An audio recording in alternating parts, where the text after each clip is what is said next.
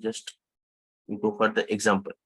So first we create a UI. How we can create the UI? Just we discuss that UI as well. First thing. Okay. So we can make it one input box. Okay. We can make it another input box. Here we can create a button. Okay. In the first input box, we can mention the enter the number 1. Okay. Number 1. In second input box, you can mention the num2. And on the button click, we can simply perform a simple logic addition. When we click on addition, it will perform the addition. And whatever the result of that addition, we have to display in another input box. Okay. So just a minute. Okay.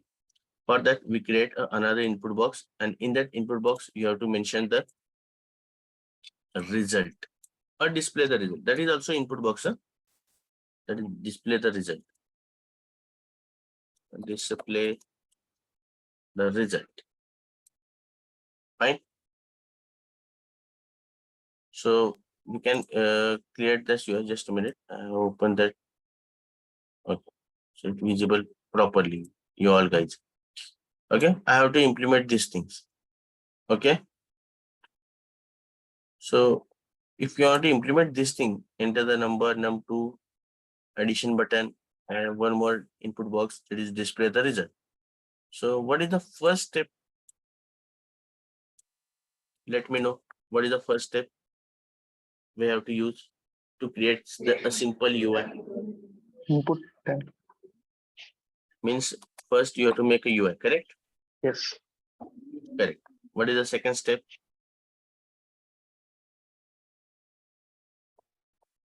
What is your second step? Yes. If you're wrong, don't worry. But speak up at least. I'm not testing you understand or not. I'm testing your understand or not. Okay. Okay. What is the second method or second steps? Getting the DOM element. Getting a DOM element. Very good. I mean, so for that we use Template reference variable. Template reference variable. Very good. Then What is the third? Calculate number 1 and number 2 addition. Means in third step you have to use event binding. Yes. Okay. In fourth step, whatever you perform, that is logic processing. Okay. You have to perform a logic processing. What logic processing? Basically, simply addition. Addition. Okay. Means num1 plus num2. Nothing that much big operation. Okay. Num1 plus num2. So num1 plus num2 is a addition is stored in one more property. Correct? Yes. So we create a property, for example, a result property, and we can store that data. Then what is the fifth step? Display result to the display result. Something Okay. there. Correct. Display the result. How we can display that result? Means the data. Changing the value. Changing the value. Okay. See, data is in present in your component file. Data is in your component file. Okay.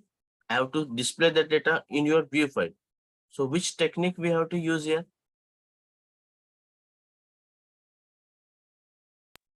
We can send the display dot value in onClick method. Okay. Which technique I have to use? Everybody. Lokesh, Harshal, Rutuja, Srivasan. String interpolation. Alert.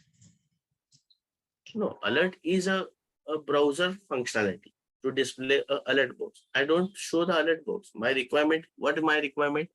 I have to display that result in your input box, text input box. So how you can achieve that? Our problem statement is to display the result in your input box. How we can achieve that? I also give some hint. I have to use a display the result to use a technique. Which technique we have to use here? Also, I'm giving the hint the data is present at component file. So I have to display the data in view file. So how we can use to display the data?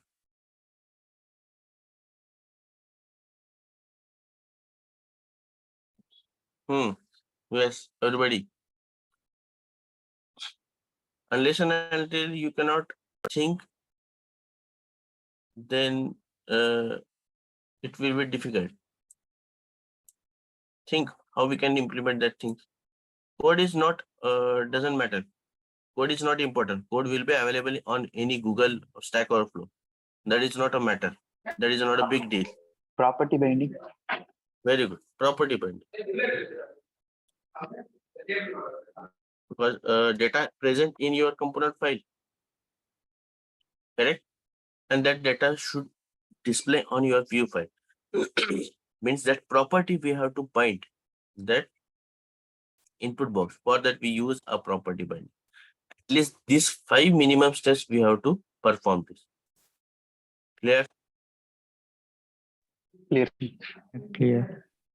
Okay. Now you can implement these things. Okay. I just screenshot it for your reference. Okay. Clear these things and come to your code. Here we can first step, create a UI. Create it UI, simply input. Initially your UI is not very attractive, I know that, but we will make it attractive later on. Just first you understand the concept. Okay, don't focus to attractiveness of a UI. First understand the concept, then attraction of the UI we can make it use any CSS framework for that purpose.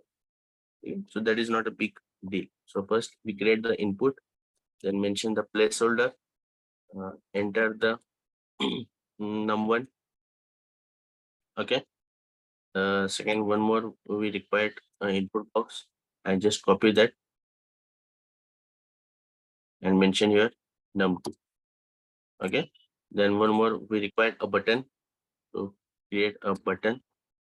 On that we can mention that addition. I have to perform the addition. And another also we require the input box display the result. Okay. So we make it input and mention that placeholder display the result. Display the result. Okay. We can make it that simple UI. Now second step, template reference variable, creation of template reference variable. So where we create input box, because I have to access that data. So create the template reference variable, input num1. Okay. Now create one more template reference variable on another input box. There's an input 2. Okay. Now create third step, event binding. Use event binding. We use a click event. Okay. Then on addition, you can mention that on addition your event handler, that is a custom method. On that addition we can pass that data, that is the input name number. Okay, so we can pass that input num dot value. I just want to value, so I'm using dot value. Then input num2 dot value. Okay, so we can pass it input num1 dot value or dot value, again value, second value. Now your first step, logic process. So first create that on addition your component file. Okay, and create the for example num1 comma num2. Okay, we can make it as a type any. We can make it type as any. Okay, curly bracket. Now what is the next logic processing? We have to create one more property, that is a result. So in here we create a result is a property name whose type is number. Okay, initially we can set it as a 0. Now in the on addition we can use this dot result is equal to, simply we can num1 plus num. Okay, there is a simple one-line logic. This dot result num1 plus num2. Now this result, we have to use a property binding. For that input box, for that we use a value attribute. In that value attribute, we use a property binding because we have to set a value to that input box. That is a result.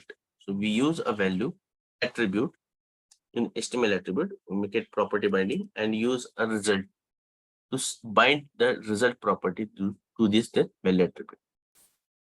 Okay, now check it whether it is working properly or not. Refresh it. Okay, when we enter the num1 data, for example, enter the 2, then num2 data 3, and click on addition, you will get 23. Will you get exact result? No, What No. exactly happened here? it was string. It is printing. It's Attaching the string. concatenating the values. Concatenating the string. Concatenate. We have to convert to Concatenate. integer. Correct. We have to convert that is integer, because previously I told that whenever you pass that value from view to TS, it is in the string format. Okay, whether you are mentioned here any type, num1 type you mention here, any type, string type, number, you can mention here number as well, you will get a string format data as well.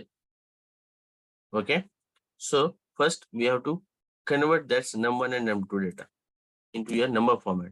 So we can convert, see here. So just we create one more variable, let, we can create a variable let, okay, n1 equal to, and use a num1. Okay, but num1 is a string data. I have to convert that. For that we use Type assertion. plus operator. Type assertion is not required. Angular gives a plus operator. That is, we in Angular, plus operator is called a miscellaneous operator. Okay, means that plus operator is used for that concatenation purpose. It also performs the arithmetic addition as well. And if you have to convert data, if data is in string format and data is in number, okay, if your data is in number and it is in the string format, you can convert it, data, string data, into the number format. So for that we use a plus before that variable name, same as it is used for the second num2. Here we can create num2, num2. Okay, now here we can use, I just comment this code for your reference. Okay, and we can use here n1 plus n2. Okay, and now cross check that output, what will be exact output here. Refresh it. Now same data we can enter 2 and 3, and then addition. Now this time we will get appropriate addition, 2 plus 3 5. Correct? Get these things, everybody?